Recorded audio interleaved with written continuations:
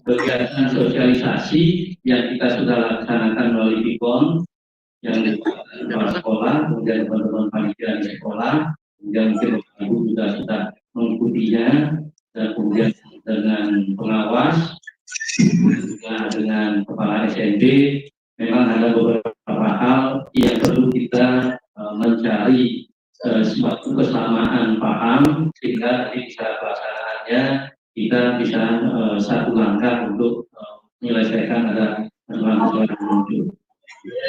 Rangkuman ini terus kami akan rangkum baik usulan dari teman-teman operator atau dari teman-teman yang ada di sekolah yang mengikuti Pikon hari ini.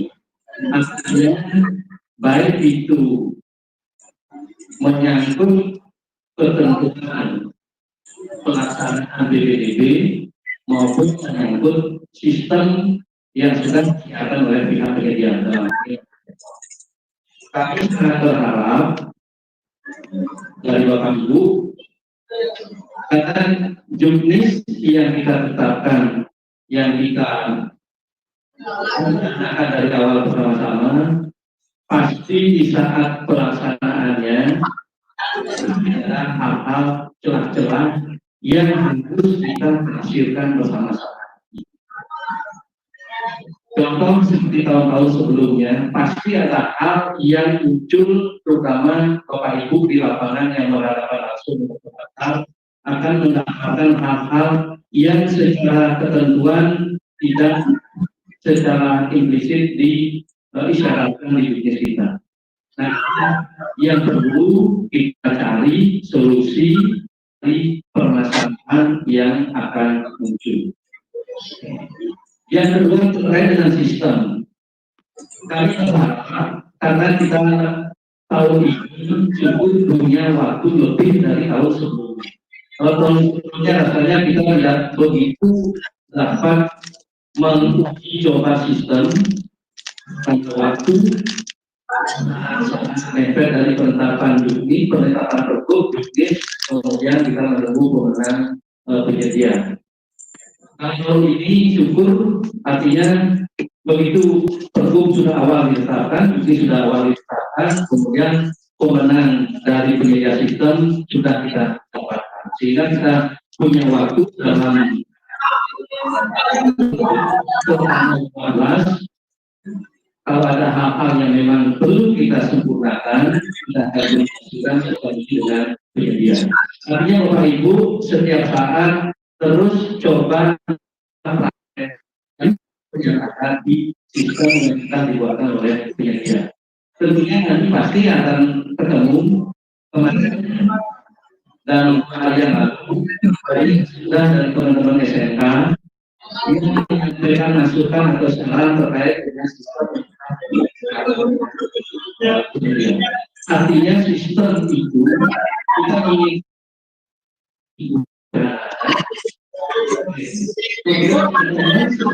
selaku operator dan panitia sekolah sebagai verifikator yang nanti berwenang untuk melakukan atau tidak bisa komunikasi. Kita ingin juga supaya jelas sistem itu sehingga memudahkan untuk kita bekerja. Tetapi tidak keluar dari ketentuan-ketentuan yang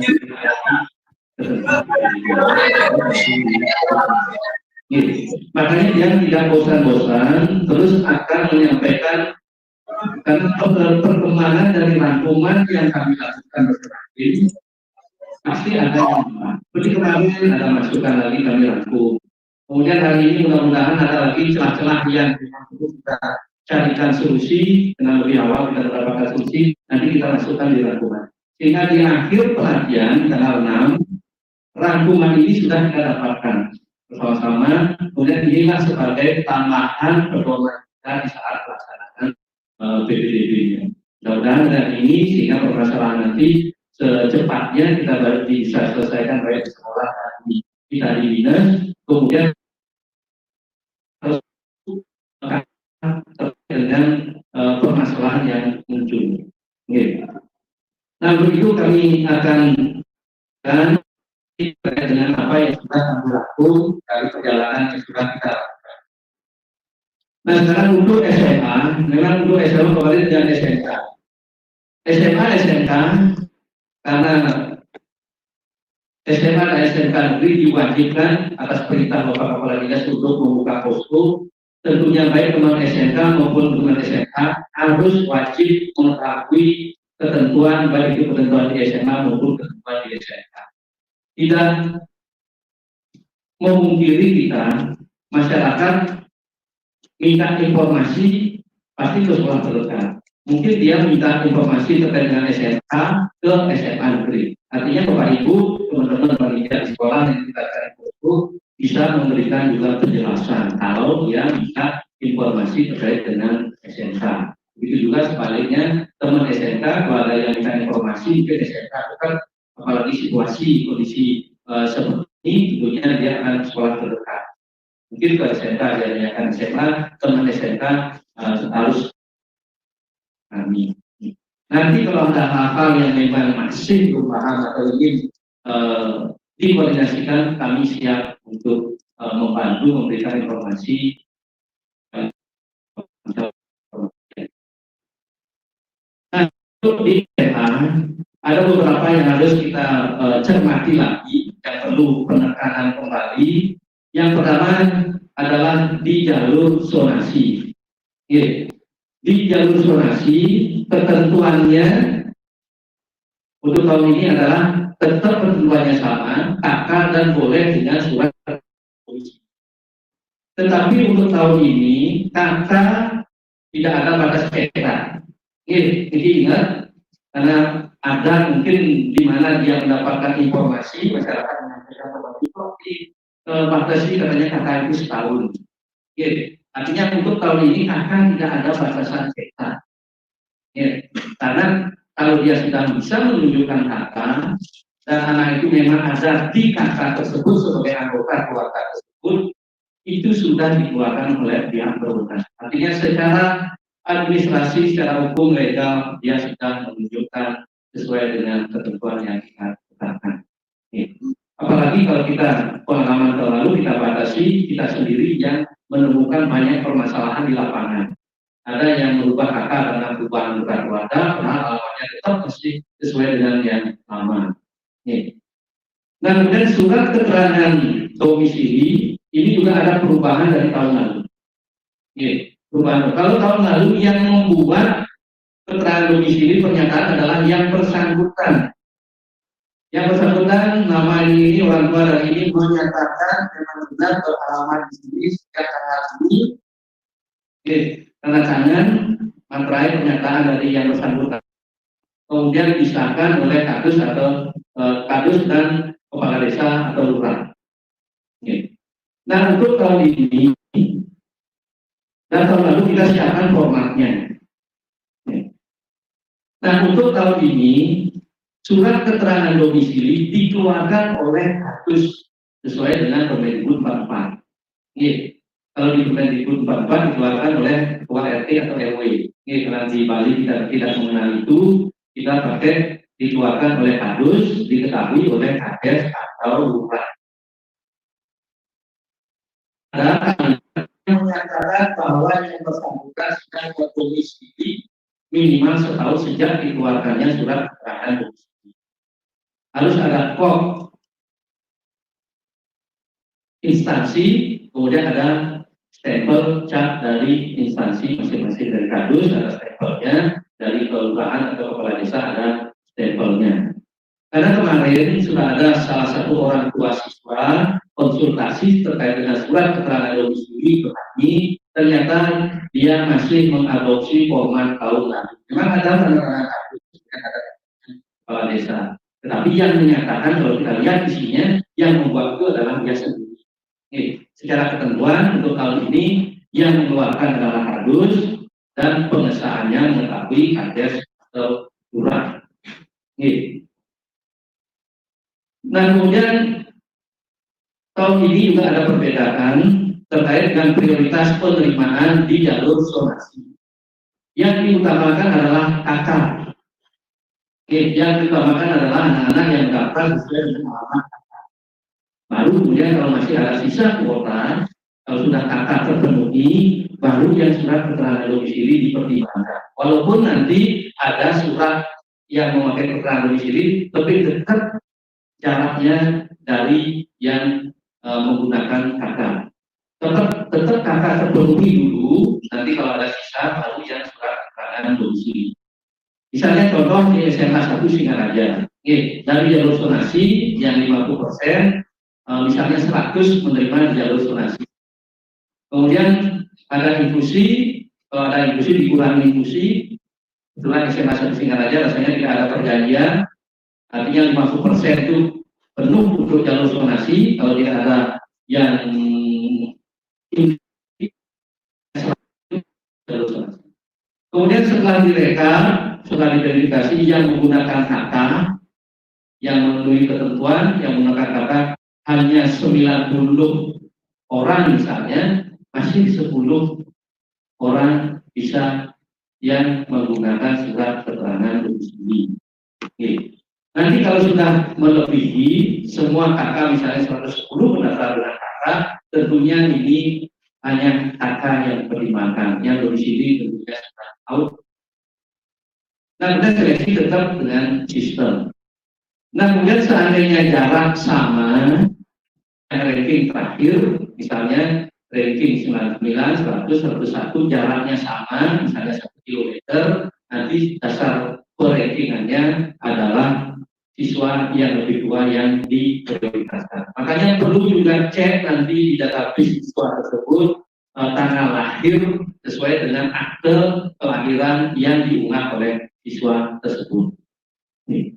Nah, kemudian yang sangat-sangat dengan menentukan di jalur zonasi karena jarak, tentunya ini tugas berat bagi tim verifikator atau operator sekolah untuk menentukan titik koordinat siswa ke rumah siswa tersebut. Nah, nanti ini tolong dipraktekkan dengan tim Telkom, setidaknya sekolah mengetahui wilayah di zona sekolah tersebut. Setidaknya panitia sekolah harus mengetahui wilayah-wilayah di zona sekolah tersebut. Mungkin kalau di kota ada nomor rumah, ada gang, ada jalan. Kemudian kalau di desa hanya ditentukan panjang. Ya, ini tentunya saat memverifikasi kita ada kesulitan meletakkan koordinat dari rumah siswa tersebut, apakah dia sudah tepat menempatkan titik koordinatnya atau belum. Nah, yang seperti inilah perlu teman-teman panitia di sekolah setidaknya mengetahui artinya kondisi di wilayah zona masing-masing. Nah, itu yang di zonasi, kita lanjut. Nah, kemudian jalur sekolah dengan perjanjian. Di Buleleng itu SMA-nya yang perjanjian. Di Buleleng SMA-nya rasanya ada di Buleleng. Apa SMK saja di Buleleng? SMK nih. Nah, kemudian di Bangli SMA-nya ada perjanjian? Ada. Kemudian di Ibrana dan misalnya.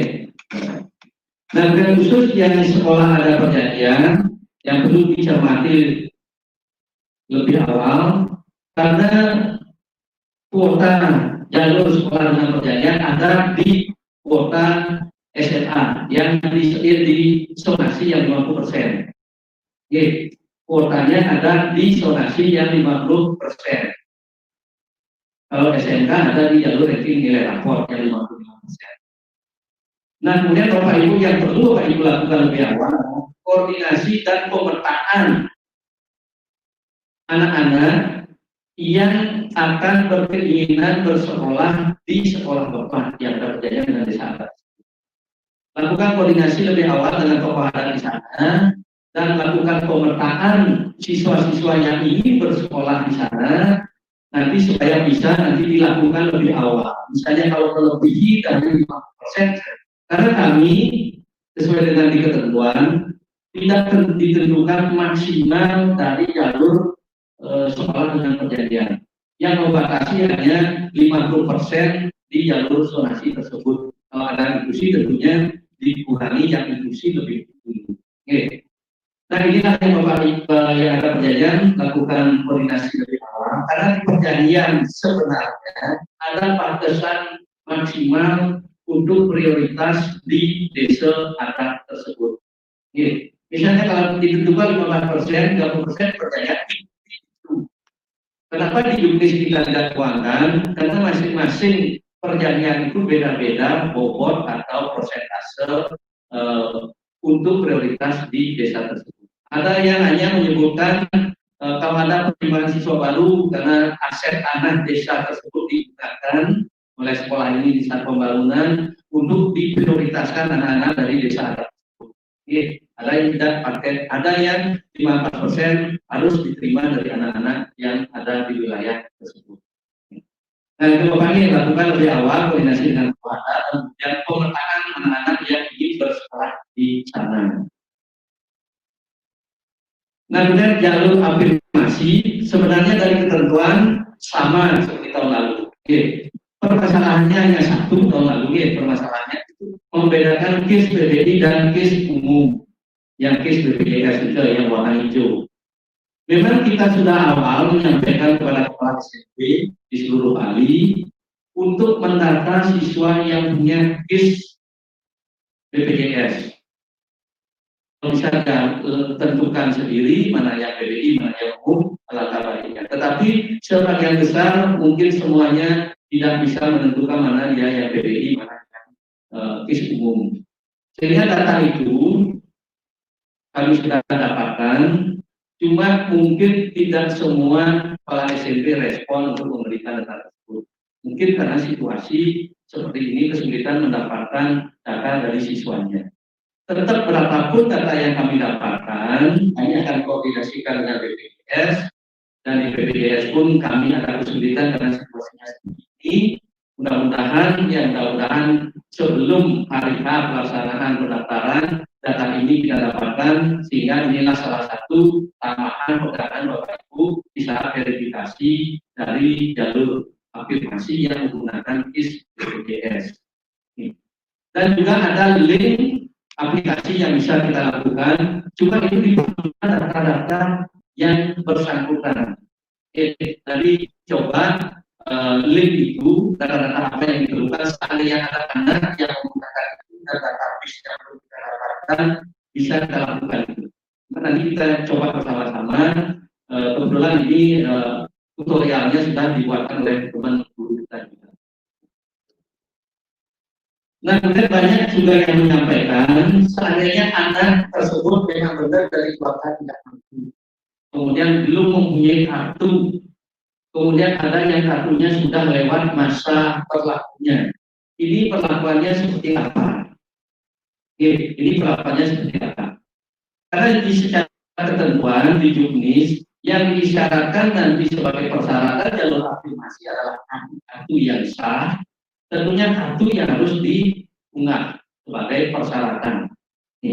Nah nanti kalau ada orang tua siswa atau siswa dia tidak punya kartu datang ke sekolah, ini sudah disampaikan oleh Bapak Kepala UPD kepada kepala sekolah SMA SMK untuk nanti bisa mendaftar anak-anak yang seperti ini. Tentunya kalau yang mendaftar dengan surat keterangan, tentunya saya verifikasi yang belum memenuhi ketentuan yang kita syaratkan. Kalau ada anak-anak seperti ini, kepala sekolah lebih awal mendaftar, kemudian koordinasikan dengan dinas dalam hal ini dengan kepala UPD. Atas persetujuan beliau, nanti anak ini bisa dipertimbangkan. Tetapi ada catatannya. Karena ada batasan persentase masing-masing jalur afirmasi, kalau di SMA-nya 15%, di SMK 30% per kompetensi, tentunya nanti kalau misalnya melebihi dari itu, ada seleksi nanti. Kalau lebih dari 15% di SMA yang terdaftar dari jalur afirmasi, secara ketentuan kartunya memenuhi, tentunya nanti ada seleksi. Seleksinya adalah tidak ada pembobotan jenis kartu yang berbeda. Semua kartu diberlakukan sama. Nanti kalau melebihi dari pendaftar, lebih pendaftar dari kuotanya, nanti umur yang menentukan mana yang lebih tua itu yang diprioritaskan. Artinya tetap Bapak Ibu di jalur manapun, karena terakhir nanti yang menentukan adalah umur mana yang lebih tua itu yang akan diprioritaskan. Verifikasi tetap harus diperhatikan baik-baik, tetapi setelah dilaksanakan dengan akte kelahiran yang diunggah oleh anak tersebut. Nah, kemudian jika mana surat keterangan ini akan kita gunakan. Nah, tentunya saat masih ada sisa kuota, kalau yang menggunakan kartu secara ketentuan sudah terpenuhi, baru yang surat keterangan dipergunakan. Kalau dari awal yang surat keterangan ini sudah kita masukkan, kita anggap sudah memenuhi ketentuan, dan kalau melebihi dari 15%, nanti takutnya kita yang punya kartu lebih mudah dari yang punya surat keterangan yang keterangan lebih tua, tentunya yang surat keterangan akan diterima. Nah, ini supaya tidak nanti menjadi bahan komplain dari yang bersangkutan, kenapa secara ketentuan kartu yang disyaratkan dikalahkan dengan yang menggunakan surat keterangan. Oke, makanya yang surat keterangan ini tetap dipertimbangkan nanti seandainya masih ada peluang untuk bisa diterima secara kuota di jalur konfirmasi. Nah, kemudian pilihan sekolahnya juga Bapak Ibu perhatikan, karena tahun ini boleh yang afirmasi, boleh memilih 2 SMA maksimal, bisa di dalam zonasi maupun di luar zonasinya. Kalau tahun lalu hanya 1 sekolah di dalam zonasi. Ini artinya pilihannya 2 itu bisa saja di dalam zonasinya, bisa saja kedua-duanya SMA-nya di dalam zonasinya, bisa 1 dalam zonasi, bisa 1 di luar zonasi, dan bisa kedua-duanya di luar zonasinya. Artinya bebas dia memilih sekolah. Karena kemarin ada informasi dan ada pertanyaan dari teman-teman di sekolah, apakah ini wajib dia pilihannya harus 1 di dalam zonasi dan harus 1 di luar zonasi. Tidak. Secara ketentuan dia boleh memilih 2 SMA ini maksimalnya, baik di dalam zonasi maupun di luar zonasi. Bisa dua-duanya dalam, bisa dua-duanya di luar, bisa 1 di dalam, 1 di luar. Kalau SMK-nya 2 kompetensi di 1 SMK. Nah, ini maksudnya tidak punya kartu dari keluarga miskin, nanti kepala sekolah koordinasi dengan kepala UPT, utamakan yang punya kartu. Jangan sampai terjadi yang punya kartu nanti dikalahkan dengan surat keterangan miskin. Nah, kemudian jalur perpindahan tugas orang tua. Nah, ini juga banyak sekali pertanyaan karena di Permendikbud 44 memang ada klausul jalur perpindahan tugas orang tua bisa untuk anak guru, bisa untuk anak guru. Tetapi penjelasan lanjutannya apakah langsung diterima atau harus mengikuti ketentuan di jalur perpindahan tugas orang tua, ini tidak ada penjelasan lanjut. Nah, kemudian pimpinan kita telah rapat dengan berbagai pihak. Anak guru tetap diperlakukan sama dengan yang lainnya, bisa ikut di jalur perpindahan tugas orang tua sepanjang ketentuan yang disyaratkan terpenuhi. Sepanjang persyaratan di ketentuan jalur perpindahan orang tua, anak guru, anak pegawai bisa mengikutinya. Ketentuannya ada 2 hal yang pokok di jalur perpindahan tugas orang tua. Pertama, penugasan atau surat keterangan pindah tugas. Kita tidak mematok hanya pindah tugas, tetapi yang tugas memang dari awal di tempat tersebut boleh untuk mengikuti jalur perpindahan tugas orang. Dan kita tidak batasi berapa lama yang bersangkutan sudah bertugas di tempat tersebut. Yang penting ada surat keterangan tempat tinggal dari instansi pimpinannya diketahui oleh Kadus di wilayah tempat tinggal yang bersangkutan. Formatnya sudah kita siapkan sebagai lampiran di Juknis. Nah, penjelasan untuk pengertian kita, untuk penafsiran kita biar sama. Pertama, perubahan atau pindah tugas perlakuannya sama. yang bersangkutan karena penugasan atau pindah tugas beralamat di luar zonasi sesuai dengan alamat kartu kakak. Dia bukan misalnya tidak melihat antar kabupaten atau di satu kabupaten bersangkutan. Nah, contoh Buleleng wilayahnya sangat-sangat luas. Misalnya ada teman guru dari alamat kakaknya di Gerogak misalnya. Dia bertugas di SMA Negeri 1 Denpasar, tapi dari Singaraja. Dia satu kabupaten. Kemudian alamat kakak Gerogak apakah masuk di SMA 1 Singaraja? Zonanya tidak masuk zona Singaraja. Kemudian guru ini bertempat tinggal di Singaraja yang dibuktikan surat keterangan tempat tinggal dari atasannya.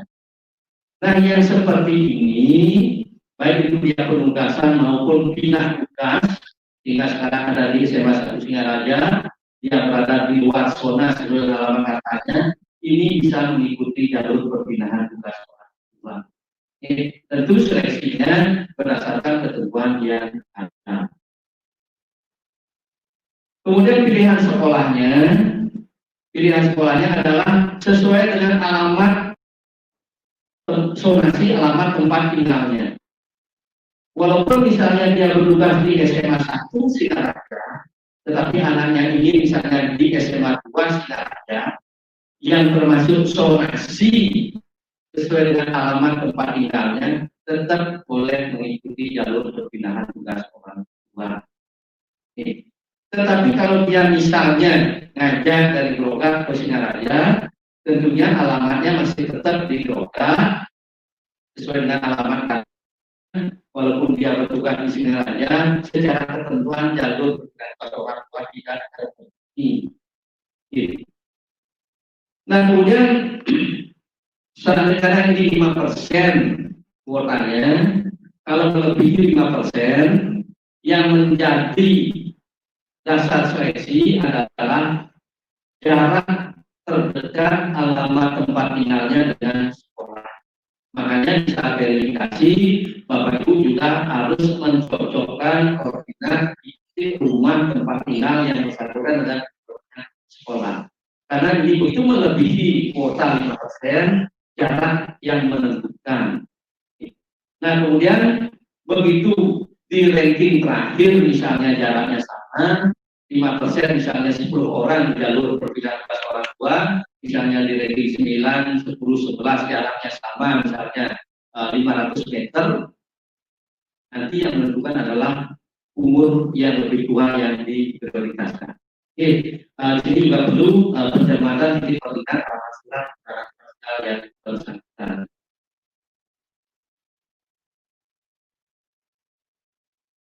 Nah, kemudian jalur sertifikat prestasi.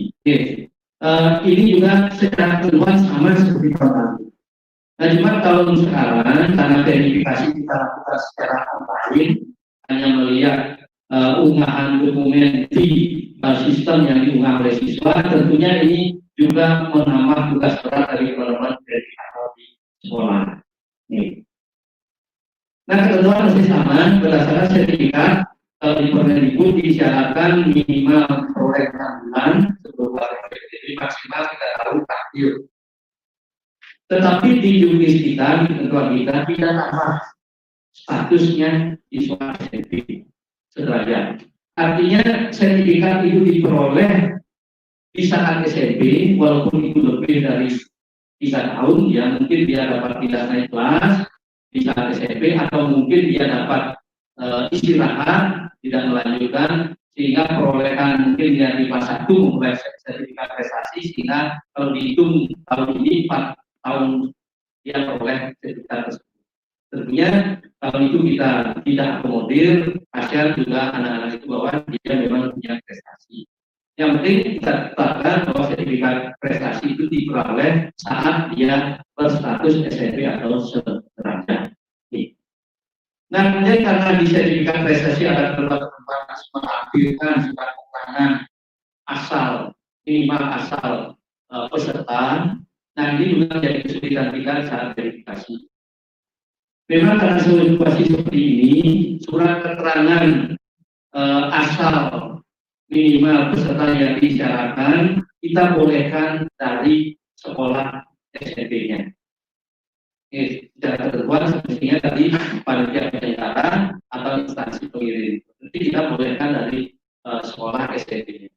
Yang penting sekolah SMP-nya berani memberikan keterangan atau lampiran penguat dari sertifikat prestasi tersebut yang menyatakan bahwa lomba ini diikuti misalnya level provinsi, diikuti oleh asal dari kabupaten ini, sehingga minimal 5 kabupaten terpenuhi, dia bobotnya tetap sesuai dengan level yang dia peroleh.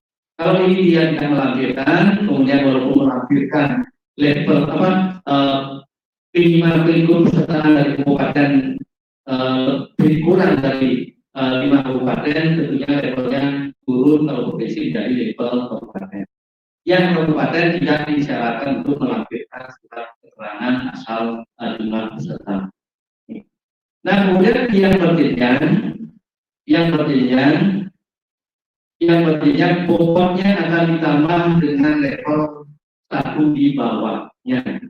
Oke, nanti yang ini khusus jalur sertifikat prestasi, coba Bapak praktekkan nanti di sistem. Oke, karena awalnya kita ingin dokumen atau scan dari level tertinggi, kemudian lampirannya, kemudian kalau dia punya level di bawahnya yang berjenjang, ternyata di sistem sudah dibuatkan langkah-langkah yang harus dilakukan di saat mengupload.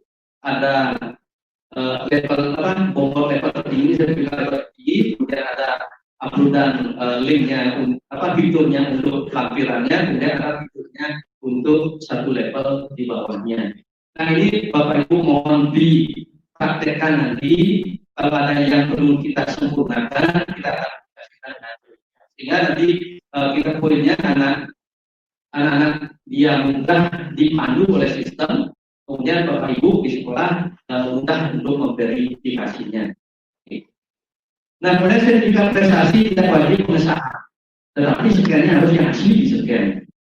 Kalau misalnya Bapak Ibu ragu melihat hasil scan-nya, mungkin misalnya namanya yang ketika namanya mungkin kayak seperti ada tempelan atau yang lainnya, ini bisa verifikasi Bapak Ibu bisa tolak dengan penjelasan. Nanti ini akan lebih dijelaskan oleh dari Telkom bagaimana langkah-langkah verifikasinya. Oke. Kalau kita ragu terhadap sertifikatnya, bisa verifikasi kita dapat tolak dengan penjelasan. Nanti harus diverifikasi oleh bersangkutan ke sekolah di mana yang diverifikasi. Kemudian panitia sekolah berhak menentukan atau mengelompokkan jenis sertifikat yang diperoleh anak-anak. Ini artinya anak-anak dia kan akan mendiktur sistem PPDB-nya sudah ada yang tentunya dia akan klik di akademis kalau sertifikatnya menurut dia akademis. Oke. Nah, kemudian di saat verifikasi panitia sekolah berhak untuk mengelompokkan kembali sesuai dengan jenis sertifikat yang diperoleh oleh anak. Misalnya dia mungkin salah, bisa mengelompokkannya, mungkin dia seni budaya Bali, dia dibawa ke akademis, artinya dia sekolah bisa memindahkan dia ke kelompok seni budaya Bali. Nah, nanti di sistem seperti apa? Apakah seperti itu yang kita inginkan seperti ada sistem? Nanti ini dipraktekkan. Kalau belum, apakah nanti kita sempurnakan sistemnya supaya hal-hal tersebut bisa diakomodir. Nah, kemudian yang tidak dibolehkan, sekolah menentukan prestasi, jenis prestasi anak itu yang dilakukan sekolah. Misalnya ada sekolah A hanya ingin yang olahraganya menjadi sepak bola saja. Ini yang tidak dibolehkan. Karena sertifikat prestasi anak-anak atau prestasi yang diperoleh anak-anak, kita beri penghargaan bagi anak-anak tersebut di dalam memilih sekolah sesuai dengan keinginannya. Kita apresiasi untuk itu. Sehingga sekolah, kita contoh misalnya kemarin kita ambil contoh di SMK, misalnya ada SMK seni, pasti inginnya ini anak-anak yang punya bakat prestasi seni yang sekolah di sana. Ada juga anak yang punya talenta seni, tapi dia punya prestasi olahraga, dia punya sertifikat prestasi olahraga. Apakah di SMK seni dia ditolak? Tentunya tidak. Nah juga sama dengan di SMA, kita tidak boleh menolak prestasi apapun yang digunakan oleh anak sepanjang itu memenuhi ketentuan yang disyaratkan. Kemudian pilihan sekolahnya yang prestasi adalah bisa di dalam zona maupun di luar zona, dia bebas memilih sekolah. Kemudian lanjut ke ranking nilai rapor. Ranking nilai rapor ini sudah menjadi perjalanan diskusi yang panjang, berbagai pertimbangan yang dilakukan oleh Dinas Pendidikan Provinsi Bali, tentunya dengan masukan-masukan kepala sekolah baik SMA, SMK maupun kepala sekolah di SMP. Nah kalau di SD Mendikbud nomor 4 hanya disyaratkan nilai rapor 5 semester terakhir, nilai 5 rapor semester terakhir. Nah kalau kita itu akomodasi atau kita ambil itu secara langsung sebagai ketentuan di juknis kita, tentunya ini akan sangat-sangat memberatkan atau menyulitkan atau akan resiko kesalahan kita, baik di provinsi maupun selaku verifikator di sekolah. Coba kita lihat misalnya 5 rapor sudah 285, kalau tidak salah SMP mapelnya ada 15, di atas 11, kita jumlahkan dulu, kemudian rata-ratanya. Nah ini yang akan menyulitkan dan berisiko kesalahan sangat-sangat tinggi. Sehingga keputusan yang diambil, kita minta surat keterangan nilai rapor kepada kepala sekolah masing-masing, kemudian hanya 4 mapel yang diujikan. Nah kemudian rata-rata masing mapel yang 4 mapel tersebut kemudian dijumlahkan menjadi akumulasi nilai rapor. Nanti di database anak-anak yang akan di database sistem PPDB kita hanya muncul nilai akumulasi rapor. Kita bisa Bapak Ibu melakukan verifikasi, hanya tinggal mencocokkan dokumen surat keterangan yang di-upload dan dilimpah oleh anak-anak dengan database. Tetapi Bapak Ibu punya kewenangan untuk mencocokkan atau merubah yang ada di sistem sesuai dengan dokumen yang diunggah. Coba tahu di saat menginput teman-teman kita di sekolah di SMP salah dalam menginput nilai anak-anaknya. Tetap dokumen yang sesuai dengan ketentuan yang kita gunakan adalah di surat keterangan nilai rapor yang dikeluarkan oleh kepala sekolah. Nah, kemudian cermati juga format dari surat keterangan nilai rapor. Karena format kita siapkan, terutama di klausul terakhir, di kalimat terakhir, ada disebutkan apabila tidak benar persediaan proses secara peraturan perundangan yang berlaku. Ini sangat kita pentingkan kalimat ini. Ini sebagai pengikat tanggung jawab kepala SMP yang mengeluarkan surat keterangan. Bapak Ibu cermati format yang kita sudah lampirkan di juknis, kalimat-kalimat atau klausul-klausul yang ada di dalamnya, dan bisa verifikasi tidak terabaikan kata-kata atau kalimat ini di surat keterangan nilai rapor yang dikeluarkan oleh kepala SMP-nya. Nah kemudian pilihan sekolah, kalau di SMA ini ada saling silang antara SMA dan SMK. Dia bisa memilih SMA utamanya, dibolehkan tambahannya SMK, atau yang utamanya SMK bisa juga memilih di SMA. Untuk SMK yang lebih rapor, dia bisa memilih 2 SMA, baik di dalam zonasi maupun di luar zonasi. Sama dengan yang tadi, bisa dua-duanya dalam zonasi, bisa dua-duanya di luar zonasi, bisa satu dalam zonasi, bisa satu di luar zonasi.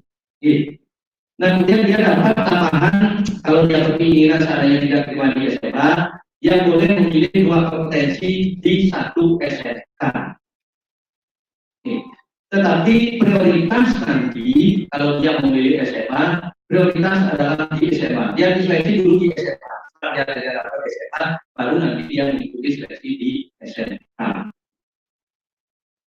Begitu juga sebaliknya pilihan kalau utamanya pilihannya SMK, tentunya dia berhak dibolehkan memilih 4 kompetensi di maksimal 2 SMK. Ini artinya 4 kompetensi bisa di 1 SMK, 4 kompetensi bisa di 2 SMK.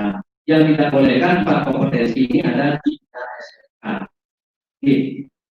Juga dibolehkan tambahan kalau dia tidak dapat SMK dan ingin ke SMA, dibolehkan di 1 SMA. Bukan sama baik di luar maupun di dalam zonanya. Nah, kemudian yang Bapak perlu cermati dan di saat verifikasi. Ini juga jalur nilai rapor mohon dipraktekkan nanti masuk di jalur ranking nilai rapor, kemudian pilihan SMA-nya, coba pilih SMA-nya, apa namanya pilihan satunya SMA, coba pilihan keduanya SMK, kalau bisa masuk dia kan tidak dibolehkan. Dia harus pilihan dia kalau dia memilih jalur utamanya SMA, dia harus pilihan 1 SMA, pilihan 2 SMA, pilihan 3, 4 baru kompetensi yang ada di SMA.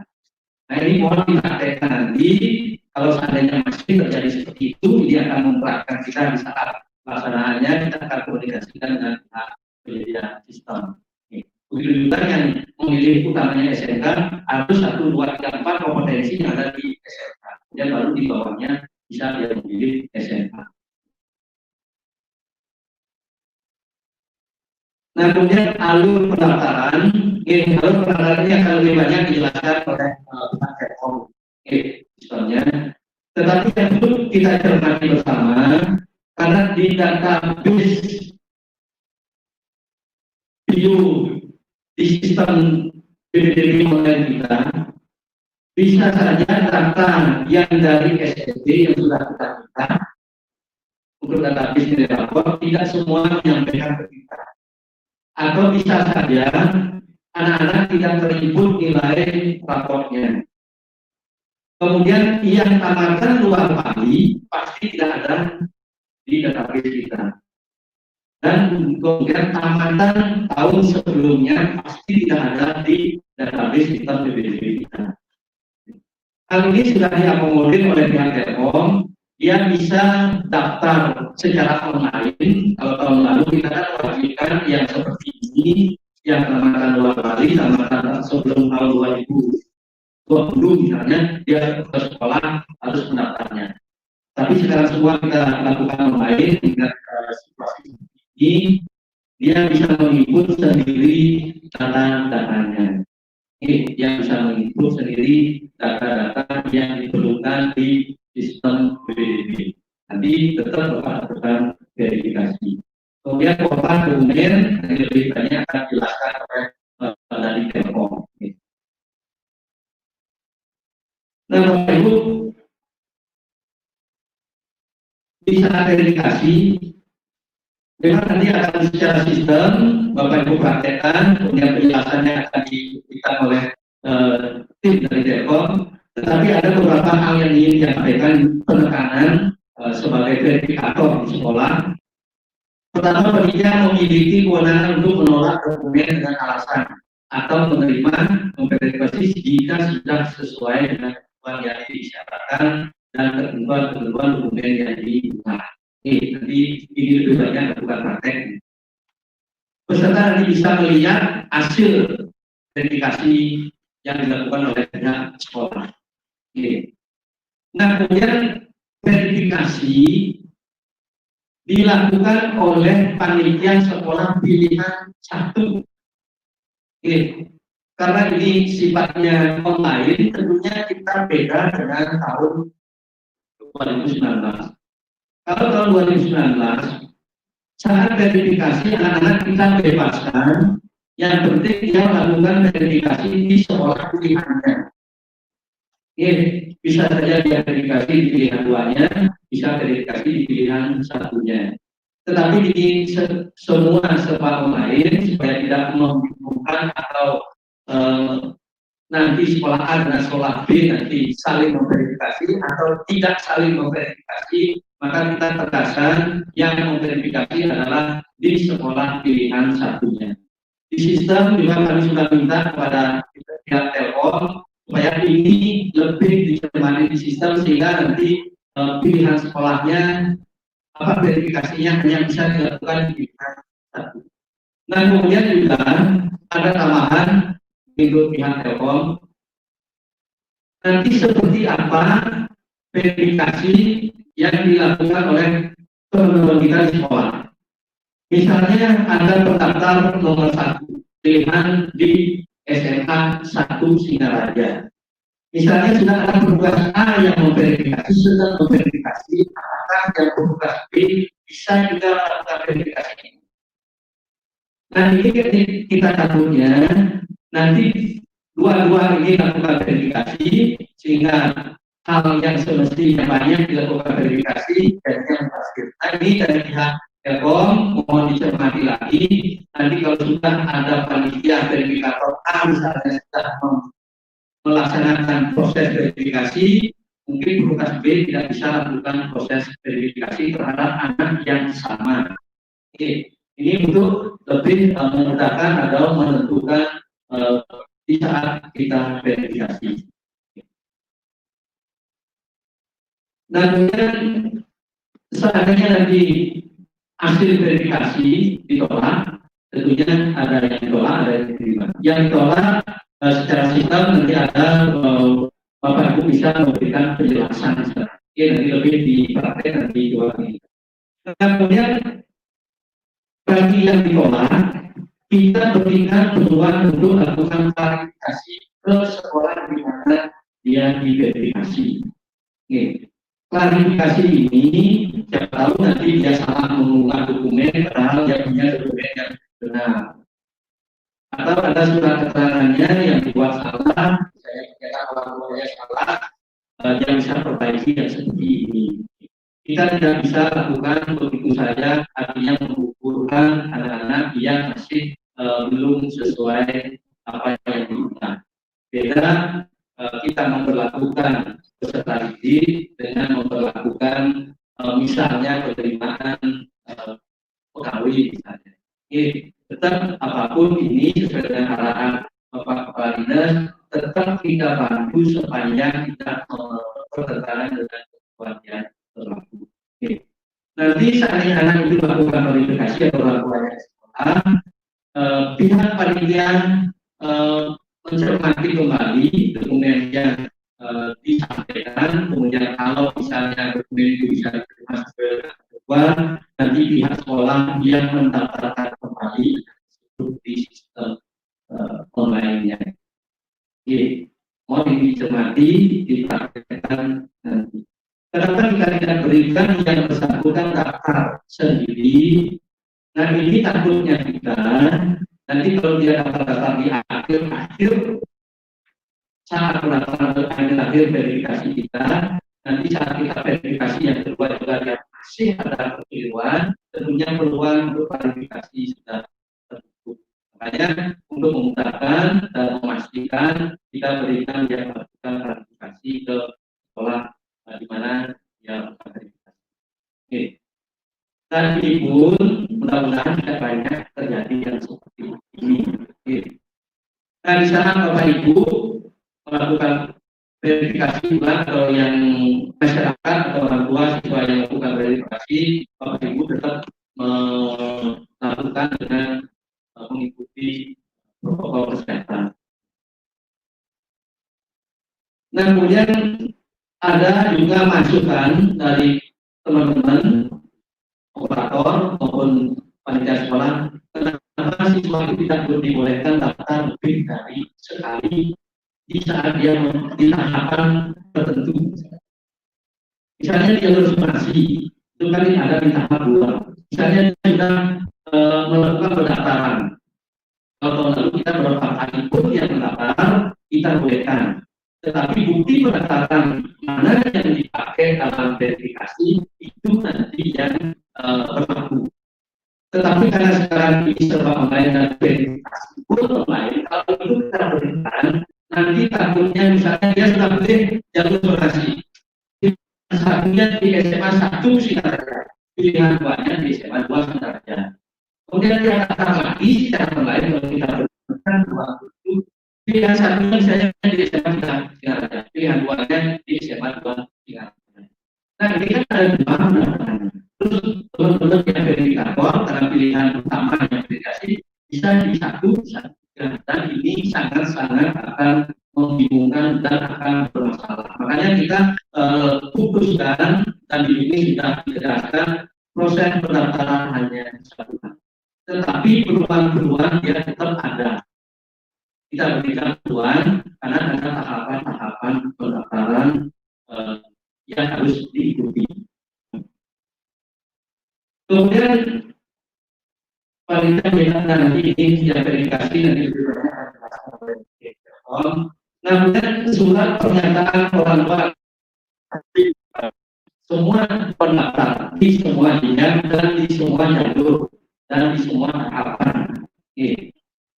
Bapak Ibu cermati formatnya karena kita format kita siapkan. Formatnya itu ada di lampiran ini. Bapak Ibu cermati karena di sana juga ada kata-kata apabila terbukti memasukkan dokumen tersedia di proses ini cermati kalimat ini tadi siapa tahu orang tua membuat surat pernyataan dan diisi dengan ini sehingga saat dia bermasalah ada hukum yang sulit untuk diproses.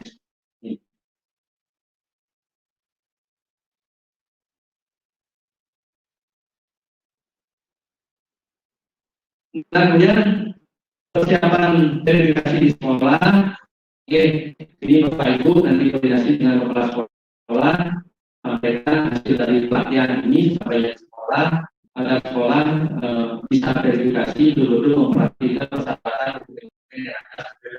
yang sudah ditetapkan. Kemudian kepala sekolah memperhatikan kesesuaian halaman pada sistem, atau pilih atau pilihan sekolah siswa. Memperhatikan rencana pembentukan masing-masing jalur. Kemudian kalau misalnya di sekolah misalnya ternyata PSN belum mencukupi, nanti bagaimana kepala sekolah bisa mengatur supaya semua berjalan efektif. Kemudian kepala sekolah, karena kami tahu dari tahun ke tahun pasti teman-teman operator yang paling dibebani pekerjaan di sekolah. Berulang-ulang sampaikan oleh pimpinan bahwa segala sesuatu semua proses PPDB yang ada di sekolah menjadi tanggung jawab dan kewenangan penuh dari kepala sekolah. Kepala sekolah mengontrol semuanya. Permasalahan itu sebenarnya dibicarakan oleh kepala sekolah. Tidak bisa kepala sekolah untuk memberikan solusi, dia koordinasi ke provinsi. Tapi kalau sistem misalnya ada masalah saat verifikasi, operator bisa menyampaikan di grup yang sudah kita buatkan.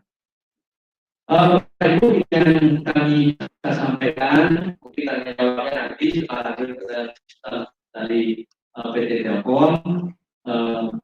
Nanti seandainya tidak berkesempatan untuk bertanya, kami sudah siapkan form untuk menyampaikan baik itu usul saran untuk penyempurnaan nanti rangkuman hasil diskusi kita dari sekolah nanti pelaksanaan maupun nanti penyempurnaan sistem yang sudah disiapkan oleh pihak Telkom. Oke, kan kalau ada yang ingin mengisi nanti kami berikan formatnya. Oke, itu yang bisa kami sampaikan Bapak Ibu, kurang lebihnya kami mohon maaf. Mudah-mudahan apa yang kita lakukan di hari ini mendapatkan kebaikan untuk semua. Kami tidak dengan selamat hari. Om Santi Santi Santi Om. Nah, terus selanjutnya akan diisi oleh tim dari Telkom. Kami persilakan.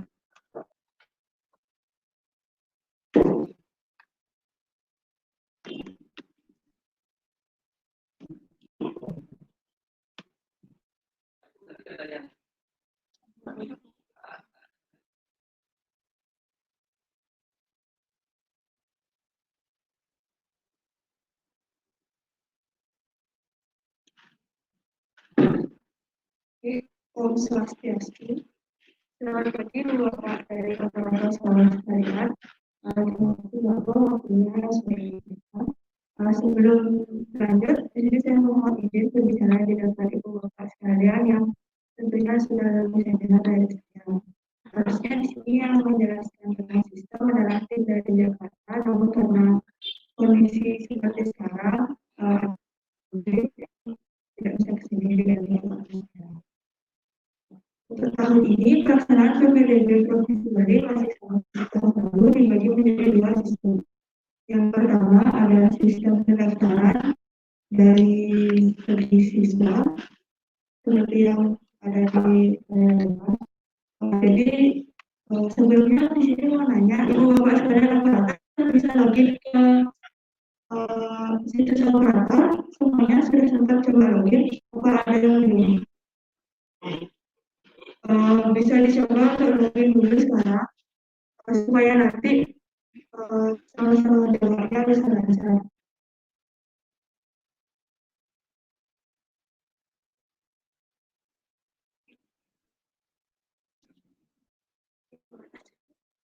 Nggak bisa.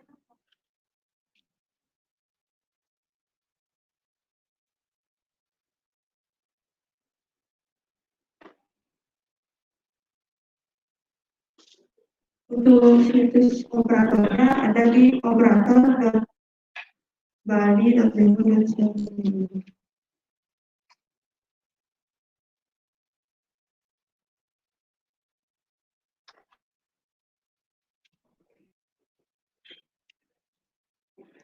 Jadi untuk website operatornya masih sama seperti tahun lalu di operator.demo.siap.ppdb.com. Di sini situsnya keduanya masih situs demo, masih bisa dicoba-coba dan masih ada pembaharuan sistem terus, jadi terhadap sistem bisa sekalian disampaikan. Sekali lagi untuk situs webnya ada di operator.demo.siap.ppdb.com.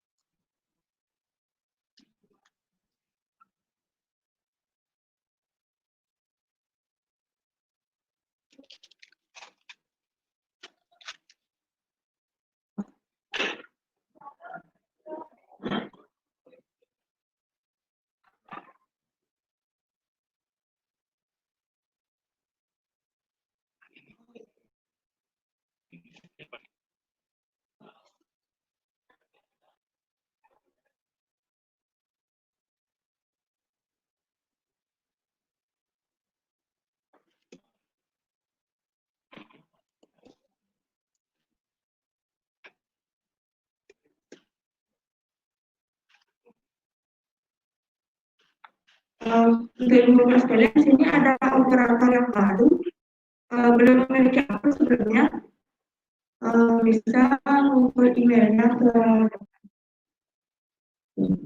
untuk operator yang baru. Tahapannya di situs operator ini bisa melakukan daftar akun terlebih dahulu. Nanti kalau sudah dapat email verifikasi di email Bapak Ibu yang dimasukkan saat daftar akun, baru bisa login lagi di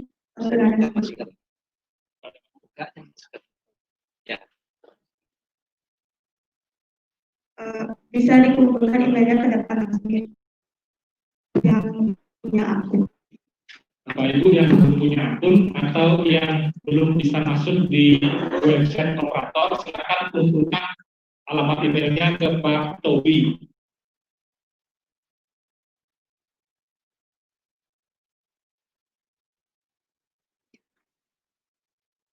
Kalau Bapak Ibu yang sudah bisa, silakan coba untuk masuk di web operator.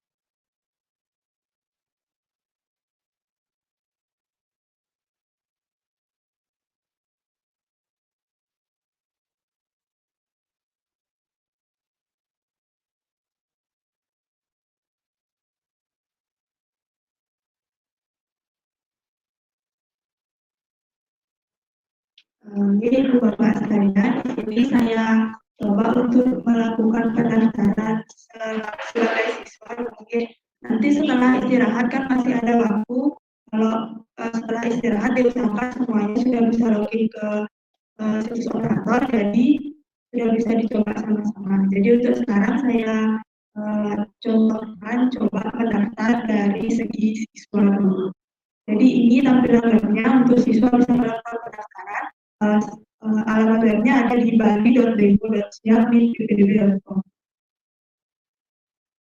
Untuk melakukan pendaftaran di sini, jadi siswanya harus memasukkan nomor NISN yang dimiliki. Nah, karena data dari tahun ini belum diintegrasikan ke sistem, jadi yang masih bisa digunakan untuk coba-coba di website ini adalah NISN dari tahun lalu. Untuk mendapatkan NISN dari tahun lalu, Ibu Bapak sekalian bisa dapat nanti di situs operator, ada di menu pendataan. Di sini ada pencarian siswa berdasarkan nama. Nanti akan muncul data dari siswa tahun lalu yang bisa dipakai untuk belajar digital. Coba-coba sistemnya.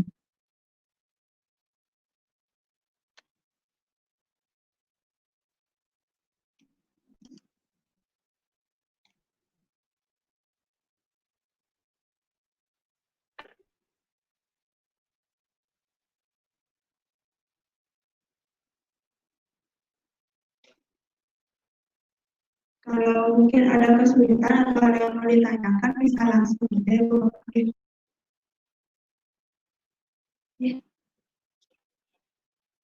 Oh ya, untuk yang di tampilan menu operatornya beberapa jalur yang belum muncul bisa membuka di banyak hadapan dulu.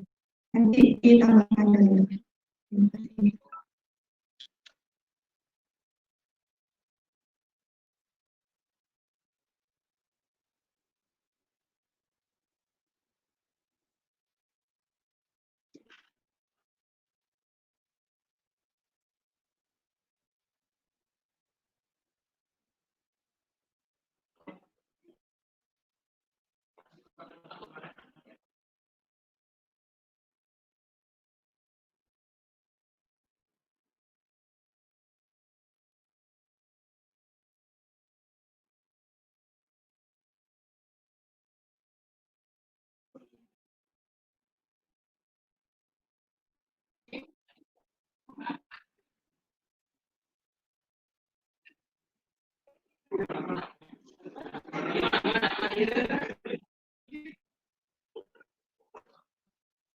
Oke, sambil jalan saya lanjutkan aja untuk contoh pendaftaran dari segi siswa.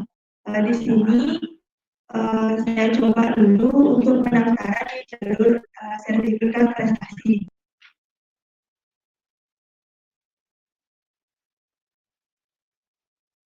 Jadi di tahap pertama, siswa setelah memilih jalur yang akan dipilih untuk melakukan pendaftaran, siswa bisa memilih menu daftar yang ada di bagian atas, kemudian memasukkan beberapa data yang perlu dimasukkan di tahap pertama, di antaranya ada NISN, jenis sekolah asal, jenis lulusan, tahun lulus, dan kemudian keamanan.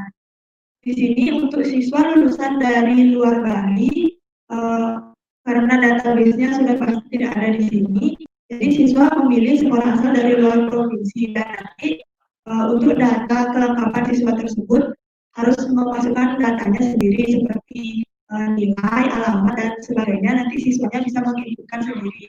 Kalau dari siswa yang dari dalam provinsi, datanya akan muncul otomatis dan tidak bisa diedit oleh siswanya sendiri, kecuali alamat.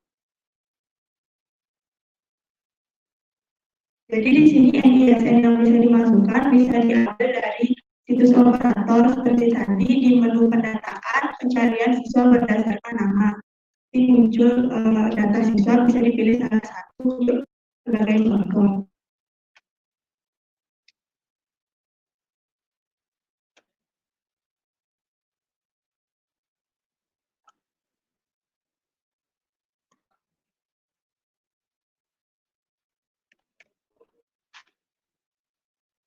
Jadi setelah dilengkapi NISN, sekolah asal dari jurusan dan tahun lulus, kemudian menginputkan kode keamanan yang tertera, siswa bisa melakukan proses selanjutnya.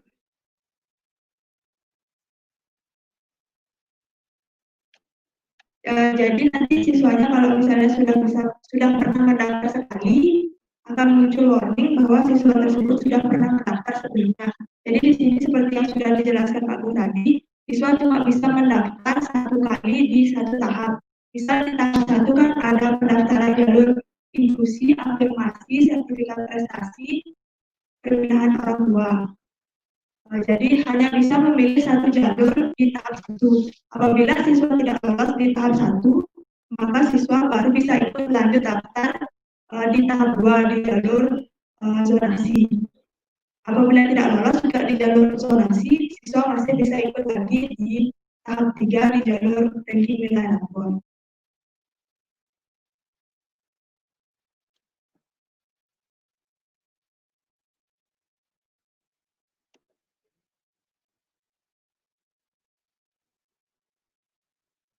Begini tampilan setelah lanjut ke menu sebelumnya. Jadi biodata dari siswa akan muncul secara otomatis jika siswa tersebut merupakan siswa lulusan dalam provinsi, seperti nama lengkap dan biodata lainnya dan sebagainya.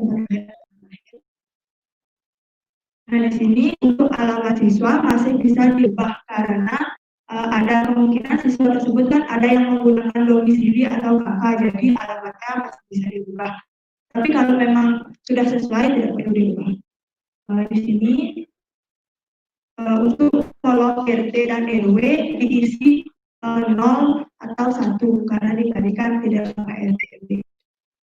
Kemudian setelah dicek di data siswanya bisa ada data tambahan yang perlu ditambahkan, itu ada nomor HP orang tua atau wali, di sini diisi aja dulu sebagai contoh, dan nomor kartu keluarga atau nomor surat keterangan domisili jika pakai suket domisili.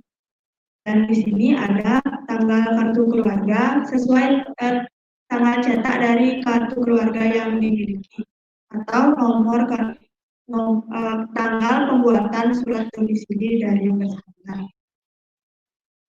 Nah, karena di sini tadi memilih contoh mendaftar di jalur sertifikat prestasi, di tahap terakhir siswa memilih kategori prestasi yang mau didaftarkan, apakah sertifikat prestasi akademik, non akademik, atau sertifikat budaya baru. Nanti apabila ada siswa yang misalnya dia di sini pada saat pendaftaran memilih kategori sertifikatnya non akademik, padahal ternyata dokumen yang di-scan itu yang diinputkan nanti itu prestasinya akademik. Setelah itu Bapak cek, nanti ada menu koreksi, izin koreksi pendaftaran. Nanti itu di menu operator di sesi selanjutnya saya jelaskan. Kemudian setelah lanjut dari tahapan sebelumnya, di sini ada tahapan pengunggahan berkas yang diperlukan siswa. Jadi di sini untuk seluruh berkas yang bisa diubah formatnya adalah JPG, JPEG, PNG, dan GIF. Selain itu tidak bisa. Untuk dokumen yang harus diubah sesuai dengan juknis, di sini jalur sertifikat prestasi yang perlu diubah adalah foto kartu keluarga atau surat domisili, ada foto akte kelahiran atau surat keterangan lahir dari siswa bersangkutan, foto ijazah atau surat keterangan lulus, atau di sini nanti surat keterangan nilai rapor dari SMP seperti yang ada di juknis, karena kemungkinan siswanya belum dapat ijazah atau keterangan lulus. Jadi surat keterangan nilai rapor itu didapatkan oleh siswanya dari SMP yang bersangkutan, SMP-nya dia sendiri. Selanjutnya ada foto sertifikat atau piagam prestasi dengan skor tertinggi. Apabila siswa tersebut prestasinya berjenjang, maka di tahap pertama ini siswa mengupload bukti sertifikat atau piagam prestasi di tingkat tertinggi. Kalau berjenjang, selanjutnya mengupload sertifikat prestasi satu jenjang di bawahnya. Namun kalau siswanya tidak prestasinya tidak berjenjang, satu saja diupload sertifikatnya di yang pertama untuk sertifikat atau piagam prestasi dengan skor tertinggi. Kemudian selanjutnya ada foto bukti jumlah kepesertaan dalam kejuaraan atau perlombaan yang diikuti sesuai sertifikat yang di-upload sebelumnya. Yang terakhir ada foto surat pernyataan orang tua atau wali murid bermaterai 6.000. Sekali lagi di sini semua dokumen yang di-upload harus dokumen asli yang di-scan atau yang difoto. Jadi kalau dokumennya fotokopi dianggap salah gitu. Jadi nanti ibu bapak sekalian saat verifikasi bisa melakukan penolakan, tolak ajuan pendaftaran. Di sini sebagai contoh saja saya upload beberapa file yang ukurannya kurang dari 1 MB sesuai peraturan dari sistemnya. Semua ukuran file yang diupload ukurannya maksimal 1 MB.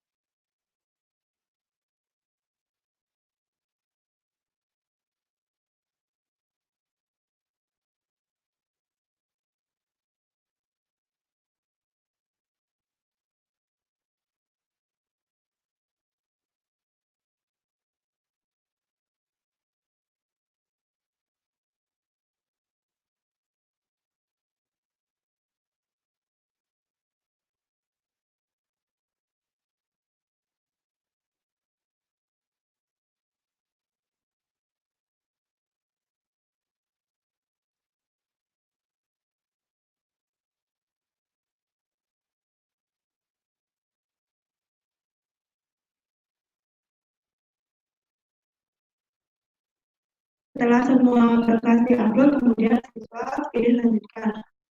Sesuai dengan ketentuan di Juknis, untuk jalur sertifikat prestasi, siswa hanya bisa memilih 1 SMA, baik di dalam zona maupun di luar zona.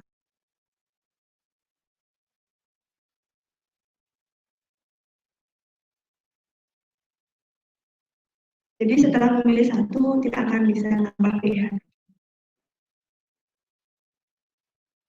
Kemudian di tahap terakhir di sini siswanya mengecek ulang berkas-berkas dan data yang telah diinputkan saat proses pendaftaran tadi untuk memastikan kebenaran datanya. Kemudian di tahap terakhir ada pernyataan yang menyatakan bahwa siswa yang mendaftar sudah melakukan upload dokumennya dinyatakan asli. Apabila ada kesalahan atau dokumen palsu, siswa tersebut bersedia diproses secara hukum. Kemudian diklik centang setuju, kalau belum diklik siswanya tidak akan bisa lanjut.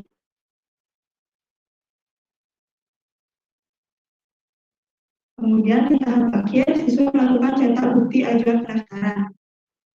Jadi di sini sebelum klik cetak bukti ajuan pendaftaran, siswanya akan bisa menutup halaman ini, diantisipasi supaya harus cetak dulu.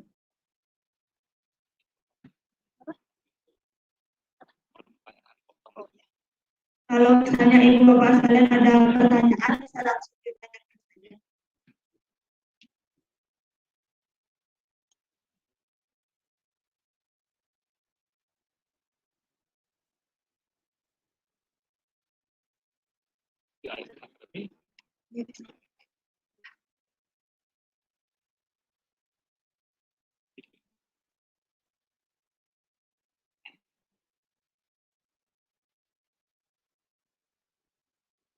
Untuk jalur lainnya seperti jalur afirmasi, inklusi, kurang lebih sama seperti jalur prestasi. Tahapan pendaftarannya, siswa melakukan pendaftaran, mengupload berkas dokumen, kemudian cetak bukti pendaftaran. Selanjutnya yang mau saya coba contohkan adalah pendaftaran di jalur zonasi. Untuk pendaftaran di jalur zonasi kurang lebih masih sama seperti tahun lalu tahapannya. Siswa menentukan titik koordinat tempat tinggalnya dari kakak atau tugas yang digunakan belajar.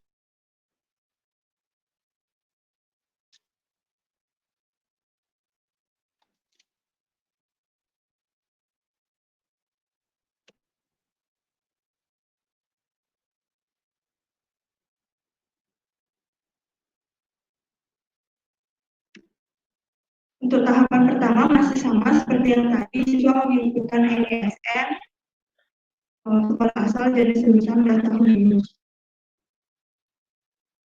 Kemudian akan tampil biodata siswa, dan di sini sekali lagi alamatnya masih bisa dirubah sesuai dengan dokumen yang dipakai mendaftar, apakah kakak atau surat domisili. Mohon maaf, ini jalurnya masih jalur sertifikat prestasi.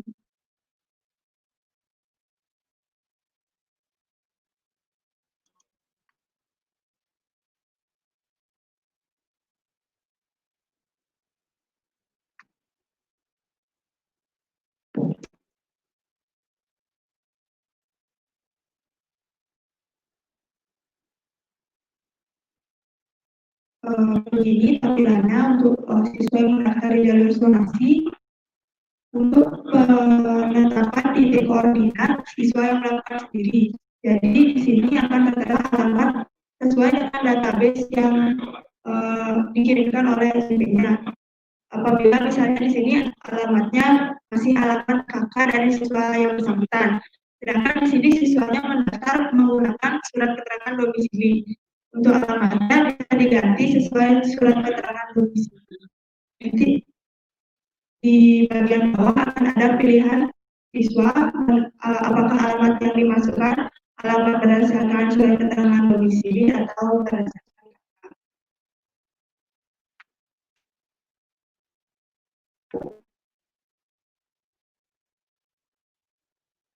Kemudian untuk menetapkan titik koordinat, siswa menentukan dengan klik cari lokasi.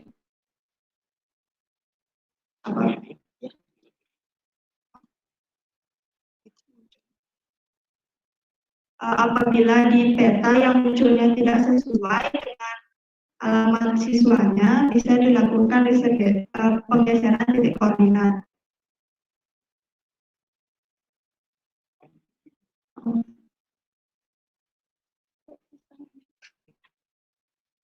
Seperti di sini misalnya tampil alamatnya tidak sesuai, titik koordinatnya bisa digeser.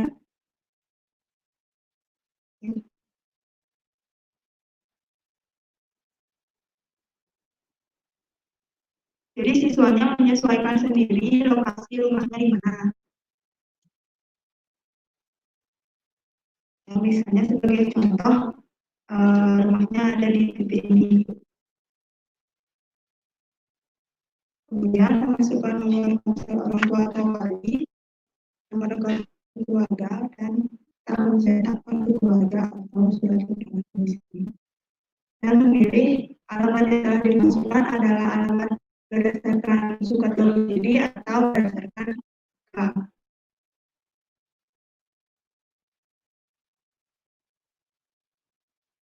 Untuk tahap selanjutnya masih sama seperti tahap sebelumnya. Nah, tapi di sini untuk dokumen yang diupload sesuai dengan juknis adalah cuma kartu keluarga, akte keterangan lahir, akte kelahiran atau surat keterangan lahir, foto ijazah atau surat keterangan lulus, dan foto surat pernyataan orang tua atau wali.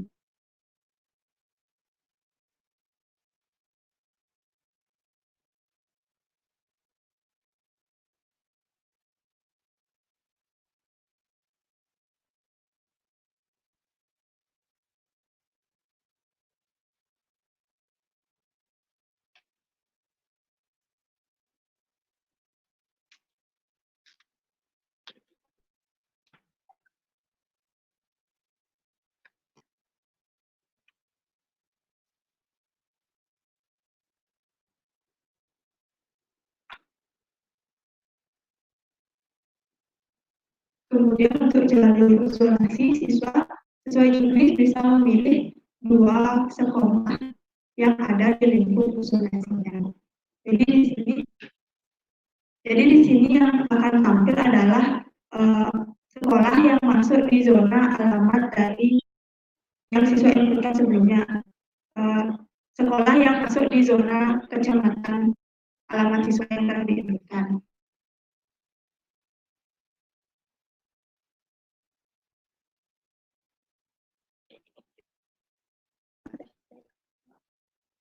Jadi kalau sudah memilih 2 sekolah, otomatis untuk nambah sekolah lagi siswanya tidak akan bisa. Kemudian ini lanjutkan, cek ulang kembali data yang telah dimasukkan. Nah, di sini akan muncul titik koordinat dari alamat yang telah dimasukkan. Jadi untuk perhitungan jarak dari rumah ke sekolah adalah jarak garis lurus dari rumah ke sekolah. Jadi bukan seperti jarak di Google Maps, itu mengikuti jarak perjalanan kilometer dari rumah ke sekolah, tapi di sini menggunakan jarak tarik garis lurus dari alamat rumah ke sekolah.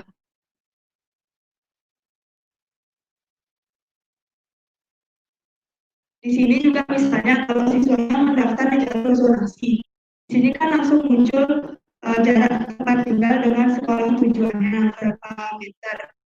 Kalau seandainya siswanya setelah memilih sekolah ini dilihat jarak sekolahnya jauh, jadi siswanya kan belum melakukan cetak bukti pendaftaran. Di sini siswa belum secara resmi mendaftar di sekolah tersebut, jadi belum mendaftar begitu statusnya.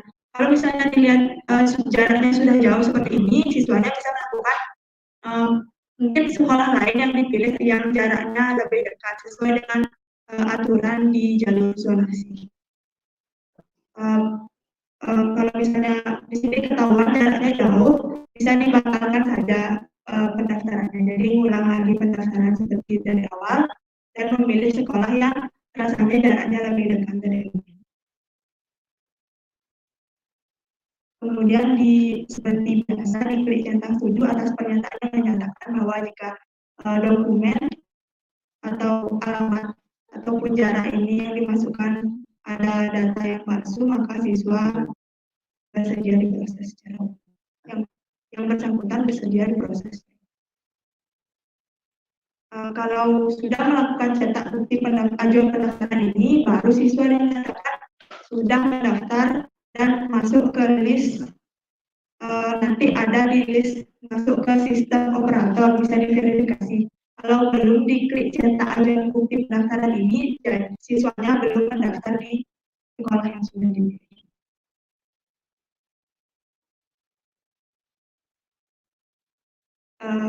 Untuk dari menu pendaftaran siswa sekian, Ibu Bapak sekalian, mungkin ada yang mau ditanyakan. Kalau yang sudah bisa login di sistem operator, bisa langsung dicoba aja dengan mencari NISN yang bisa dicoba di menu pendataan pencarian siswa berdasarkan nama. Bisa dicoba-coba di jalurnya.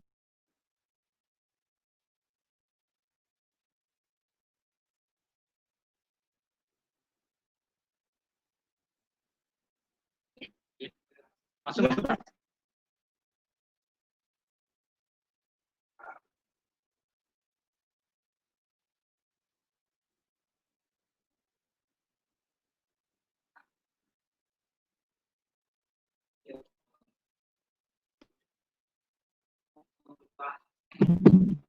Kenapa ya didengar yang lain juga?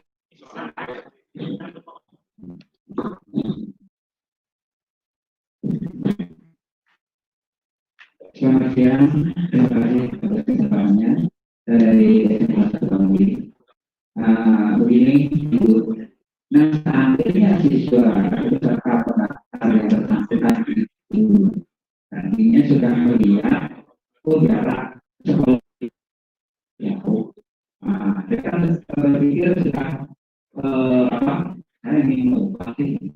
Tapi dia sudah terlanjur ini cetak bukti itu kira-kira masih punya kesempatan mendaftar. Kalau untuk sudah kris atau pengajuan pendaftaran kan artinya pendaftarannya sudah resmi. Jadi untuk pilihan sekolahnya sudah tidak bisa dirubah. Jadi nanti situs demonya kan akan dibuka sampai sebelum pendaftaran. Jadi siswa bisa juga melakukan coba-coba sama seperti tahun lalu, coba pendaftar biar tahu juga alur pendaftaran. Oke, terima kasih.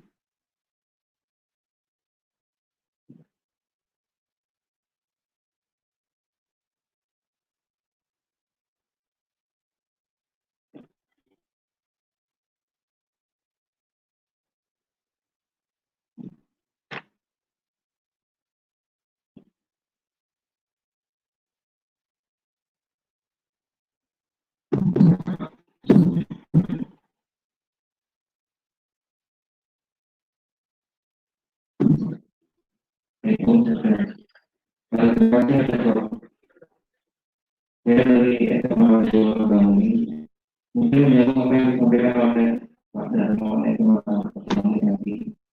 Nah, karena untuk jalur zonasi ini lokasinya ibaratnya bisa dibagi lagi ya. Tentu akurasi posisi di sini masih terjadi di sampaikan proses resikonya seperti itu kan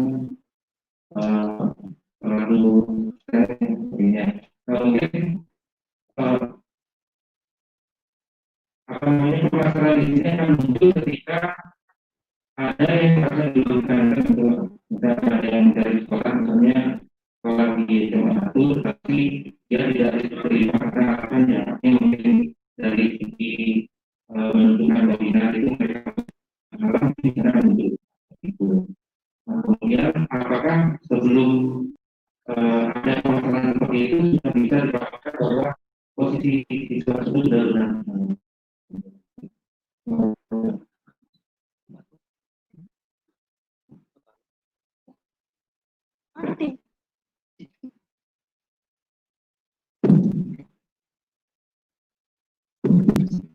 Terima kasih tadi.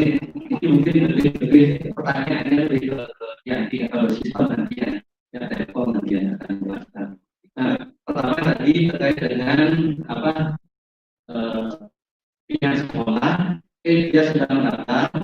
Kalau sudah dia cetak pendaftaran, secara ketentuan kita tidak bolehkan dia bertanding. Sebelum dia cetak pendaftaran, kalau dia berubah-ubah masih di sistem, menurut sistem dibolehkan. Sebelum dia mencetak bukti pendaftaran di sistem masih dibolehkan. Tetapi dia verifikator kan belum kelihatan kalau sebelum dia cetak kartu bukti pendaftaran. Nah, ini maksudnya pendaftaran sekali ini yang kita takutkan nanti kalau kita bolehkan dia cetak bukti pendaftaran dia daftar lagi cetak lagi dengan pilihan yang lain. Nah, ini akan memberatkan kita atau sekolah yang memverifikasinya kalau perubahan sekolah pilihannya. Oke, ada sebelum dia cetak bukti pendaftaran dia masih bisa pendaftaran. Ya, masih bisa secara sistem masih bisa dan pihak verifikasi juga bisa melihat pendaftaran dari siswa tersebut.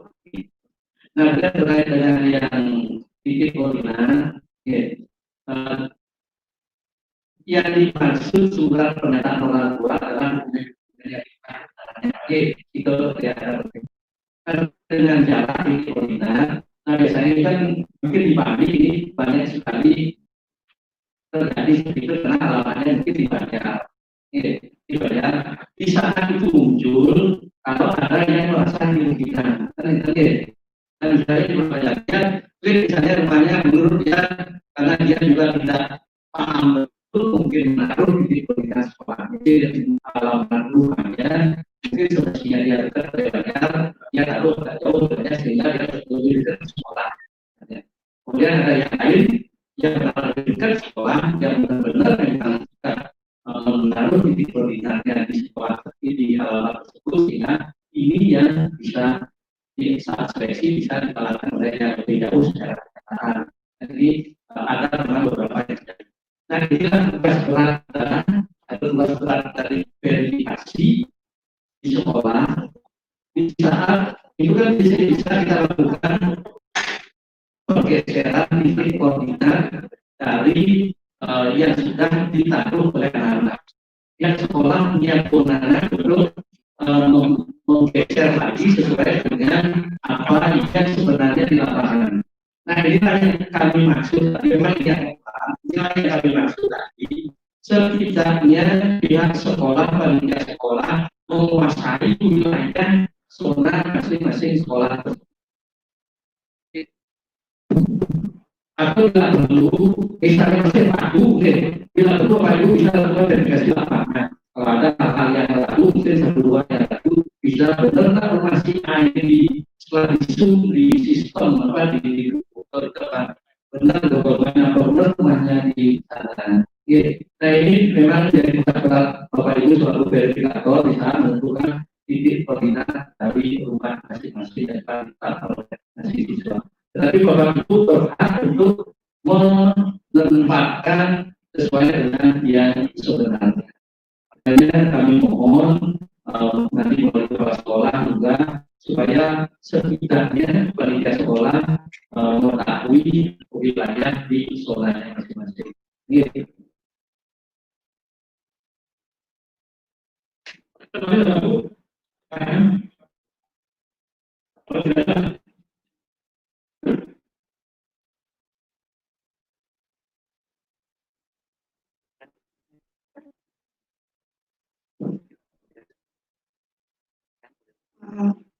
Baik, untuk selanjutnya masuk ke situs operator. Di sini udah bisa masuk dua sekalian semuanya. Jadi untuk ibu bapak sekalian bisa coba mungkin sebentar setelah istirahat bisa dicoba. Sekarang saya coba lihatkan saja dulu. Jadi di sini untuk tahun lalu untuk proses izin koreksi apabila seperti tahun lalu misalnya titik koordinatnya ada yang salah, operator sekolah akan mengajukan izin koreksi ke saya di dinas melalui grup operator juga. Untuk tahun ini izin koreksi dilimpahkan penuh ke pihak sekolah. Jadi ibu bapak sekalian yang hadir hari ini statusnya akan dirubah menjadi admin sekolah. Jadi admin sekolah nanti bisa menambahkan teman-teman ibu bapak sekalian di sekolah sebagai operator. Jadi admin sekolah ini anggaplah ketua operator di sekolah. Admin sekolah bisa memberikan izin akses koreksi dan menambahkan operator di masing-masing jalur di sekolah.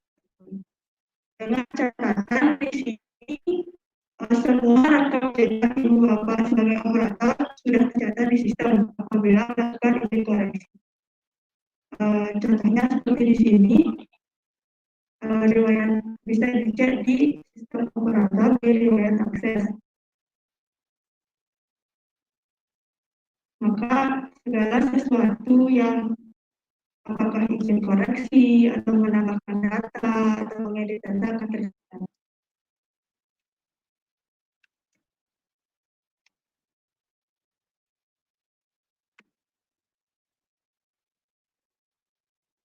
Jadi di sini sebagai contoh akun saya dari tadi saya sudah mencoba-coba melakukan ini, jadi sudah tercatat semuanya. Bisa juga tentang tanggalnya dari awal pendaftaran sampai pendaftaran. Begitu. Selanjutnya untuk proses verifikasi pendaftaran. Di sini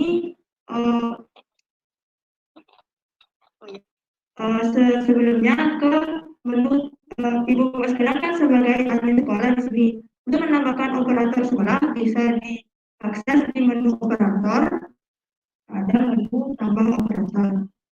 Jadi di sini tinggal memasukkan email dari operator yang bersangkutan dan memilih di jenjang di jalur mana operator tersebut mau ditambahkan. Sebagai contoh misalnya sini ada email yang ditambahkan.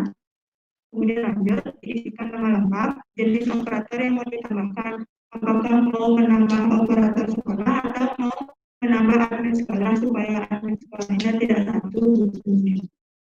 Kemudian dipilih lokasi tugasnya di sekolahnya. Kemudian klik lanjut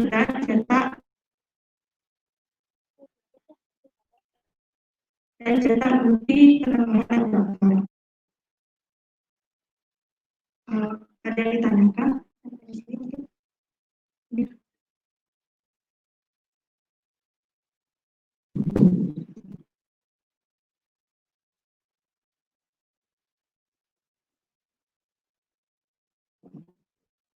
Oke, pertanyaannya sedikit dari pengalaman yang sudah dari operator sekolah yang saya tambahkan ada operator yang sudah tidak lagi menjabat sebagai kepala sekolah.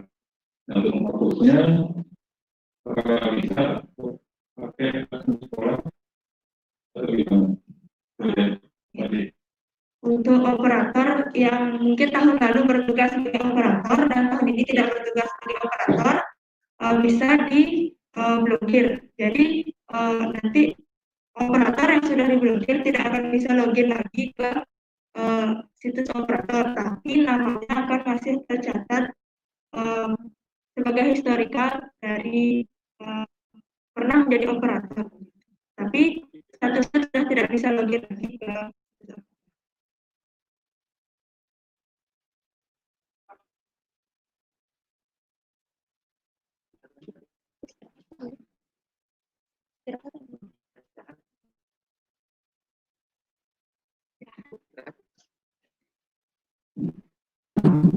Bapak Ibu mungkin untuk sesi ini sampai siang ini mungkin itu juga terkait dengan tadi memang benar ini pertanyaannya terkait dengan karena sistem ini kan lanjut dari tahun lalu operator saya tercatat, tapi teman-teman itu mungkin sudah diklarifikasikan dan nanti terjadi hal-hal yang kita inginkan.